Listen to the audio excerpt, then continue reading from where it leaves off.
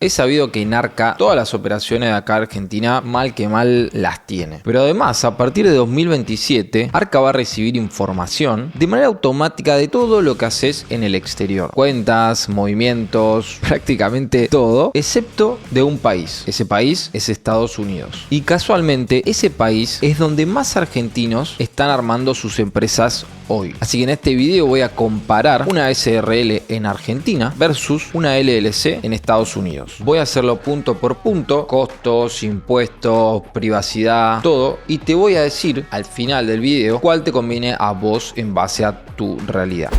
Bueno, antes de arrancar a comparar punto por punto, necesitas saber en pocas palabras cómo funciona cada una. Bueno, la SRL, sus siglas son Sociedad de Responsabilidad Ilimitada, es la forma más común de tener una empresa acá en Argentina. La clave en este punto es tratar de separar el patrimonio personal del patrimonio de la empresa. Esto es, por ejemplo, si vos pensás tener empleados o tener muchos proveedores, en el caso de que funcione mal o tengas deudas, en principio tu patrimonio personal, por ejemplo, si tienes una casa, no va a estar comprometido ante un juicio, en principio. Bueno, básicamente permite eso, separar el patrimonio personal del de la empresa, e incluso obviamente en una empresa te podés asociar con otras personas. La LLC, por sus siglas, Limited Liability Company, es el equivalente a una SRL, por supuesto tiene muchísimas diferencias, pero en Estados Unidos. O sea, en vez de estar constituida en Argentina, se constituye en Estados Unidos. Por supuesto que también te sirve para separar tu patrimonio personal del de la empresa, y claramente la diferencia es todo lo que viene después. Tema impuestos, temas costos, acceso al sistema financiero, privacidad. Y bueno, lo más importante es que la podés abrir siendo argentino, sin tener visa, sin viajar a Estados Unidos, nunca, o sea, no es necesario. Solo la abrís con el pasaporte. Pero bueno, no me quiero adelantar, arranquemos con la comparativa. Hablemos primero de qué se necesita para arrancar, o sea, cómo podemos crear una sociedad y qué hay que hacer para mantenerla. Bueno, una SRL, para poder abrirla necesitas un escribano, necesitas que se inscriba en la IGJ si es que la querés constituir en Cava, que es lo más común en Argentina, pero puedes hacerlo en cualquier parte del país. Y por supuesto necesitas un contador que te lleve desde el primer día. Vas a tener que tener registros contables, o sea, un empleado administrativo que te maneje ese tema, o mismo si lo puedes hacer vos, podés hacerlo. Y todos los años debes presentar estados contables, que eso te lo tiene que preparar un contador, lo tiene que firmar, lo tiene que presentar ante el consejo. Y por supuesto lleva un seguimiento impositivo, o sea, de impuestos, tanto mensualmente como anualmente. Más o menos en constituirse una sociedad SRL tarda un mes si tuviste mucha suerte, sino más o menos por lo general suele tardar 2 meses en tener el alta y ya estar lista para funcionar. En cambio, una LLC lo que necesitas es tener el pasaporte, por supuesto al día, y una empresa especializada que te haga el trámite de alta. Depende de la actividad que va a realizar la empresa, te va a convenir distintos estados. Una muy común que se utiliza es el estado de Wyoming, y en promedio